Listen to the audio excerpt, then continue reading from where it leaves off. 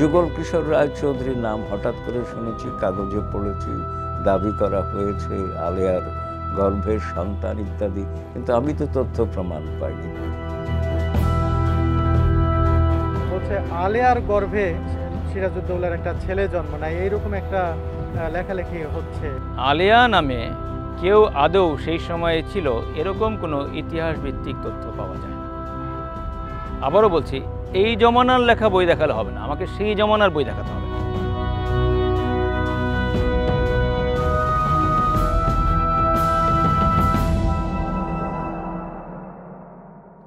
বাংলা, বিহার ও উড়িষ্যার নবাব সিরাজউদ্দৌলার একটি মেয়ে সন্তান ছিল, এটি সবার জানা কথা। কিন্তু পলাশীর যুদ্ধের ২৫০ বছর পর এসে হঠাৎ করেই দাবি করা হচ্ছে নবাব সিরাজউদ্দৌলার পুত্র সন্তান ছিল। শুধু তাই নয়, নামধাম উল্লেখ করেই বলা হচ্ছে ময়মনসিংহের জমিদার যুগল কিশোর রায় চৌধুরী ছিলেন সিরাজউদ্দৌলার ছেলে। সিরাজউদ্দৌলার চরিত্রে কালিমা লেপন করার জন্য সেই আমল থেকেই মিথ্যা ইতিহাস রচনা করা হয়েছে ভুরি ভুরি। এই আধুনিক জামানায় এসেও কি সেই ধারাবাহিকতা বজায় রেখে এমন প্রচারণা চালানো হচ্ছে, নাকি সত্যি সত্যিই সিরাজউদ্দৌলার কোনো পুত্র সন্তান ছিল? এই ভিডিওতে সেই বিষয়টি খণ্ডন করার চেষ্টা করব আমি।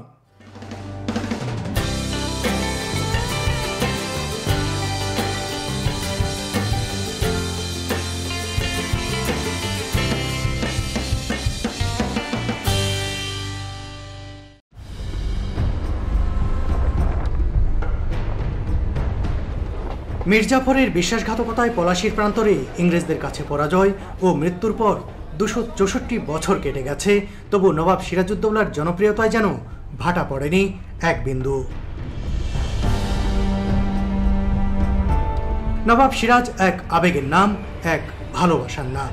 সঙ্গত কারণেই নবাব সিরাজউদ্দৌলার বিষয়ে যে কোনো তথ্যই প্রবল আগ্রহের সঞ্চার করে জনমনে। নিখিলনাথ রায় নামের একজন ইতিহাসবিদের লেখাকে উপজীব্য করে কয়েক বছর আগে হঠাৎ করেই প্রচারণা শুরু হয় নবাব সিরাজের পুত্র সন্তান ছিল। ভিডিও তৈরি করা হলো, সংবাদ মাধ্যমে প্রচারণা হলো, এমনকি ২০১২ সালে একটি বইও প্রকাশ করা হলো। মোট কথায় বিষয়টি রীতিমতো ভাইরাল হয়ে গেল। এর সত্য মিথ্যা যাচাইয়ের চেষ্টা একটু পরে করব, তার আগে চলুন জেনে নেই কি বলা হচ্ছে সেই প্রচারণায়। বলা হচ্ছে নবাব সিরাজউদ্দৌলার অন্যতম সেনাপতি মোহনলালের বোন হীরা ছিলেন খুব সুন্দরী। তার সাথে নবাব সিরাজের গোপন সম্পর্ক তৈরি হয়। এক পর্যায়ে হীরার গর্ভে জন্ম নেয় এক পুত্র সন্তান। নানা আলীবর্দী খান জেনে গেলে সমস্যা হবে, তাই বিষয়টি গোপন রাখলেন নবাব সিরাজ।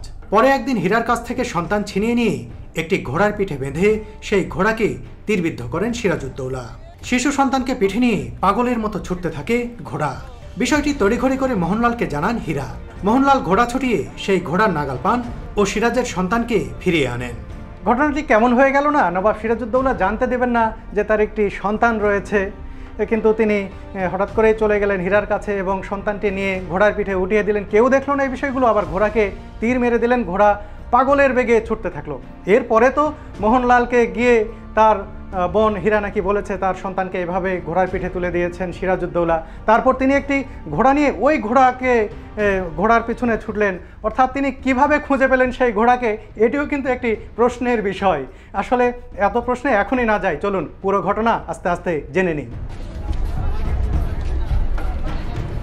বলা হচ্ছে হীরার কোলে সন্তান ফিরিয়ে দিয়ে মোহনলাল ক্ষোভে দুঃখে মুর্শিদাবাদ ছেড়ে চলে যাওয়ার সিদ্ধান্ত নিলেন। বিষয়টি আলীবর্দী খানও জেনে গেলেন। মোহনলালকে ঠেকাতে হীরার সাথে সিরাজের বিয়ে দেওয়ার সিদ্ধান্ত নিলেন তিনি। এজন্য হীরাকে ইসলাম ধর্ম গ্রহণ করার প্রস্তাব দেয়া হয়। হীরা তা মেনে নিলে গোপনে তাদের বিয়ে দেওয়া হয়। হীরার নাম পরিবর্তন করে রাখা হয় আলেয়া। বলা হচ্ছে ভাগীরথীর তীরে যে হীরাঝিল প্রাসাদ তৈরি করা হয় সেটা করা হয় হীরা তথা আলেয়ার নামেই। আচ্ছা, বুঝলাম। হীরার সাথে সম্পর্ক নিয়ে সিরাজউদ্দৌলা উদ্বিগ্ন ছিলেন, টেনশনে ছিলেন যে আলীবর্দী খান জেনে গেলে বিরাট কিছু হয়ে যাবে, খারাপ কিছু হবে। কিন্তু খোদ স্বয়ং আলীবর্দী খানই যখন সিরাজউদ্দৌলার সাথে হীরা মুসলিম হয়ে যাওয়ার পরে তার নাম আলেয়া দিয়ে তাকে যখন সিরাজউদ্দৌলার সাথে বিয়ে দিয়ে দিলেন, তারপর বিষয়টি গোপন রাখার কি অর্থ? আলীবর্দী খান আবার কার ভয়ে বিষয়টি গোপন রাখলেন, এ নিয়ে প্রশ্ন উঠতে পারে না? আরেকটি বিষয়, হীরা যখন হিন্দু ছিল বলা হচ্ছে তখন তার নাম হীরাই ছিল। পরবর্তীতে যখন মুসলিম হয়ে গেল সিরাজউদ্দৌলার সাথে বিয়ে হওয়ার জন্য, তখন তার নাম রাখা হলো নাকি আলেয়া। আচ্ছা, ধরে নিলাম আলেয়া। কিন্তু পরবর্তীতে যখন প্রাসাদ বানানো হলো, হিরাঝিল প্রাসাদ, আপনারাই আবার বলছেন, অর্থাৎ এই যে প্রচারণা যারা চালাচ্ছেন এই গল্পের মতো করে, তারাই আবার বলছেন এই হীরার নামেই হিরাঝিল প্রাসাদ তৈরি করা হয়েছিল। নামটা তো পরিবর্তন করে আলেয়া করা হলো, তাহলে তো সেই সময় সেই প্রাসাদের নাম আলেয়া ঝিল হওয়ার কথা ছিল নাকি? এটাই তো বাস্তবতা। তারপরেও কথা, যার নামে প্রাসাদ দেয়া হচ্ছে তার সাথে সিরাজের যে বিয়ে হলো এটা গোপন রাখা হলো, এটা কেমন বিষয় না? আবার সেই বাসায় লুৎফুন্নেসাও তার সাথে থাকতেন, লুৎফুন্নেসাও বিষয়টি মেনে নিয়েছিলেন। মানে এইসব গল্পগুলো, এইসব কথাগুলো কি সাংঘর্ষিক নয়? গল্পে আরও বলা হচ্ছে, পলাশির যুদ্ধে মীর জাফরের বিশ্বাসঘাতকতায় যখন সিরাজের পরাজয় প্রায় নিশ্চিত, তখন মোহনলাল নিজেকে আহত হওয়ার খবর ছড়িয়ে দিয়ে যুদ্ধক্ষেত্র থেকে চলে আসেন সিরাজের কথিত পুত্রকে রক্ষা করতে। হিরাঝিল প্রাসাদ থেকে সিরাজ পুত্রকে নিয়ে পালিয়ে আসেন ময়মনসিংহে। ইতিহাসে রয়েছে পলাশির যুদ্ধের প্রান্তরে আহত হয়ে পরবর্তীতে নিহত হয়েছিলেন মোহনলাল। মোহনলাল যদি নিহতই হয়ে থাকেন, তাহলে তিনি কিভাবে হিরাঝিল প্রাসাদে আসলেন? আর নিহত ব্যক্তি কি করে সিরাজউদ্দৌলার কথিত সেই সন্তানকে বা সেই পুত্রকে নিয়ে ময়মনসিংহে চলে গেলেন? আজব বিষয় না? তবে আরও একটি ইতিহাস রয়েছে, যে ইতিহাসে বলা হচ্ছে যে পলাশির যুদ্ধের পর থেকেই মোহনলাল নিখোঁজ ছিলেন। তাহলে কি এই ইতিহাসটিকেই উপজীব্য করা হয়েছে এই গল্পের? আরও একটি বিষয়ে প্রশ্ন আছে। পলাশির যুদ্ধে যখন পরাজয় নিশ্চিত, সিরাজউদ্দৌলা কিন্তু লুৎফুন্নেসা এবং তার মেয়ে যে উম্মে জাহরা, তাকে নিয়ে কিন্তু পালিয়ে যাচ্ছিলেন। তাদের সঙ্গে আলেয়া বা হীরা নামের কেউ কি আদৌ ছিল সেই সময়? কোনো ইতিহাসে কোথাও দেখেছেন যে সিরাজউদ্দৌলা যখন পালিয়ে যাচ্ছিলেন সেই সঙ্গে লুৎফুন্নেসার সাথে বা উম্মে জাহরার সাথে আলেয়া বা হীরা ছিলেন? নেই কেন? এই প্রশ্ন আসার কথা না? যদি স্ত্রী হয়ে থাকতেন তাহলে তো তাকেও সাথে নেয়ার কথা ছিল। পালিয়ে যাওয়ার পর ময়মনসিংহের জমিদার কৃষ্ণকিশোর চৌধুরীর ছেলে কৃষ্ণগোপালের কাছে সিরাজের ছেলেকে দত্তক দেন মোহনলাল। দত্তক দেওয়ার সময়ও শিশুটির প্রকৃত পরিচয় গোপন রাখা হয়। ইংরেজরা জানতে পারলে হত্যা করা হবে, সে কারণেই বিষয়টি গোপন করা হয়। কৃষ্ণকিশোর কিংবা কৃষ্ণগোপাল কেউ জানতে পারলেন না তারা সিরাজউদ্দৌলার পুত্রকে দত্তক নিয়েছেন। পরে তার নাম রাখা হয় যুগল কিশোর রায় চৌধুরী।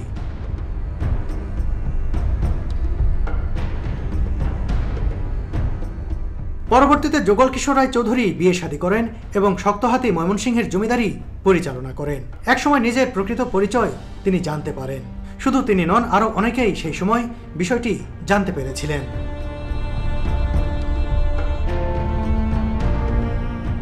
বলা হচ্ছে বংশ পরিক্রমায় উপেন্দ্র কিশোর রায় চৌধুরী, সত্যজিৎ রায়ও নাকি যুগল কিশোরের বংশধর তথা নবাব সিরাজউদ্দৌলার বংশধর। সত্যি কথা বলতে এই পুরো গল্পটি মানে আগাগোড়া আমার কাছে কি মনে হলো, এটা তো সবচেয়ে বড় কথা নয় বা এটাই মূল কথা নয়। ইতিহাস গবেষকরা কি বলছেন চলুন একটু জেনে নিই। যুগল কিশোর রায় চৌধুরীর নাম হঠাৎ করে শুনেছি, কাগজে পড়েছি, দাবি করা হয়েছে আলেয়ার গর্ভের সন্তান ইত্যাদি, কিন্তু আমি তো তথ্য প্রমাণ পাইনি। তথ্য প্রমাণ ছাড়া আমার পক্ষে কোনো কথা বলা সম্ভব। বলছে আলেয়ার গর্ভে সিরাজউদ্দৌলার একটা ছেলে জন্ম নেয়, এইরকম একটা লেখালেখি হচ্ছে, এটাকে আপনি কিভাবে? আমার প্রথম প্রশ্ন হচ্ছে আলেয়া নামে কেউ ছিল কিনা? আপনি কি এই প্রশ্ন উত্তর দিতে পারবেন? আমি জানি যে এটা মনে হয় একটা কাল্পনিক চরিত্র হতে পারে নাটক। রাইট। আলেয়া নামে কেউ আদৌ সেই সময়ে ছিল এরকম কোনো ইতিহাস ভিত্তিক তথ্য পাওয়া যায় না। আবারও বলছি, এই জমানার লেখা বই দেখালে হবে না, আমাকে সেই জমানার বই দেখাতে হবে। নবাব সিরাজুল আমলে কিন্তু অত্যন্ত জ্ঞানীগুণী লোকজন ওনার দরবারেই ছিলেন, ঠিক আছে? এত জ্ঞানীগুণী লোকজন ছিলেন যেটা আমরা এখন কল্পনাও করতে পারি না।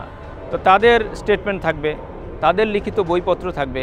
তো সেই সমস্ত স্টেটমেন্ট বা সেই সমস্ত বইপত্রে কোথাও আলেয়া নামে কাউকে পাওয়া যায় না। মোহনলালের সম্পর্কে আমরা জানি, মোহনলালের বোন ছিল কি ছিল না আমার ব্যক্তিগতভাবে জানি, থাকলে তার সাথে নবাব সিরাজের কোনো সম্পর্ক ছিল কি ছিল না, ঠিক আছে, এই বিষয়ে তথ্য কোথাওই পাওয়া যায় না। আরে একই কথা বলছেন গবেষকরা, আলেয়া নামে কেউ ছিলই না? একই কথা। যাকে নিয়ে ঘটনার স্পট তৈরি করা হলো তার অস্তিত্বই যদি না থাকে তাহলে পুরো ঘটনা কি ধপে টেকে? আলেয়ার অস্তিত্ব আমি ইতিহাসে পাচ্ছি না, এটা বানানো হয়েছে। তবে উৎসুক মানুষজন তো একটি প্রশ্ন করতেই পারেন, আলিয়া যদি নাই থেকে থাকে তাহলে এই নামটি আলোচনায় এলো কিভাবে? আলিয়া নামে একটি চরিত্র নবাব সিরাজউদ্দৌলা নামে যে চলচ্চিত্র হয়েছে সেখানে পাওয়া যায়।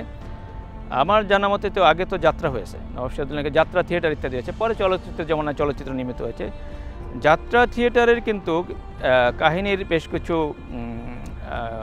বলতে পারি রীতিগত ফ্রেম থাকে, একটা বলা যায়, ঠিক আছে, একটা কাঠামো থাকে। কারণ যাত্রা থিয়েটার সিনেমা এদের একটা উদ্দেশ্য কিন্তু দর্শককে শেষ পর্যন্ত ধরে রাখা।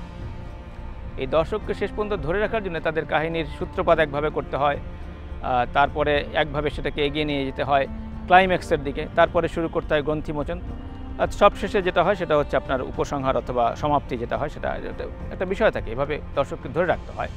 এই দর্শককে ধরে রাখার একটা উপাদান আছে একটা সাইড নায়িকা রাখা। যে কোনো একটা গল্প কাহিনীতে একটা সাইড নায়িকা রাখা, এইটা হয়তো আমাদের মানব জাতির বলতে পারেন, হ্যাঁ, যে এই আমাদের ভিতরেই হয়তো আছে, আমাদের ষষ্ঠ এটা কী বলবো অবচেতন মনের মধ্যে আমাদের এটাও রয়েছে যে একটা সাইড নায়িকা যদি আমরা কোনো সিনেমায় পাই, হ্যাঁ, আমরা সেই সিনেমাটার মধ্যে অনেকটা ওই বিরিয়ানির মধ্যে চাটনি পাওয়ার মতো ব্যাপার আর কি, ঠিক আছে, একটু জমে ওঠে কাহিনীটা, এই আর কি। তো সেই উদ্দেশ্যেই শোনা যায় যে আলিয়া নামে একটি চরিত্রকে প্রথম ওই যাত্রার মধ্যে ইনক্লুড করা হয়েছিল। প্রথম দিকে আসলে যেটা দেখানো হতো সেটা হচ্ছে যে সেই সময়কার একজন নর্তকী পাশাপাশি গোয়েন্দাগিরির কাজে রত ছিলেন, অর্থাৎ নর্তকী এবং গোয়েন্দাগিরি একসাথে করতেন। অর্থাৎ যাত্রার মধ্যে একটু নাচের ব্যবস্থা করা, একটু গানের ব্যবস্থা করা, একটু মনোরঞ্জনের জন্য এই চরিত্রটাকে আনা হয়েছিল।